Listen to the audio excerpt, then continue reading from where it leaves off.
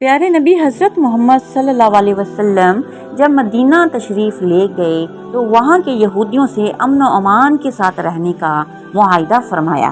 دوسری طرف یہودیوں کو مسلمانوں سے جو دلی بغض تھا، اس کی بنا پر وہ مختلف شرارتیں کرتے رہتے تھے جو مسلمانوں کے لیے تکلیف کا باعث تھی۔ چنانچہ ایک شرارت یہ تھی کہ بعض اوقات جب وہ مسلمانوں کو دیکھتے تو آپس میں اس طرح کانوں میں باتیں کرتے اور ایسے اشارے شروع کر دیتے تھے جیسے کہ وہ مسلمانوں کے خلاف کوئی سازش کر رہے ہوں، اور بعض منافقین بھی ایسا ہی کرتے تھے۔ اس طرز عمل سے مسلمانوں کو تکلیف ہوتی تھی، اس لیے انہیں ہر طرح کی سرگوشیاں کرنے سے منع کر دیا۔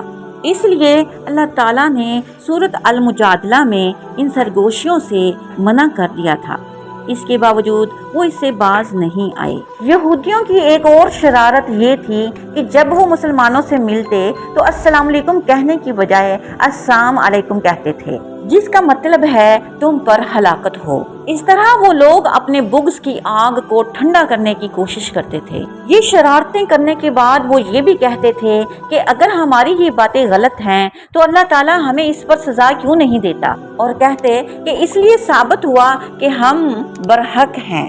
تو اللہ تعالیٰ فرماتے ہیں، اے ایمان والو، جب تم سرگوشیاں کرو تو یہ سرگوشی گناہ، ظلم اور نافرمانی پیغمبر کی نہ ہو، بلکہ نیکی اور پرہیزگاری کی باتوں پر سرگوشی کرو، اور اس اللہ سے ڈرتے رہو جس کے پاس تم سب جمع کیے جاؤ گے۔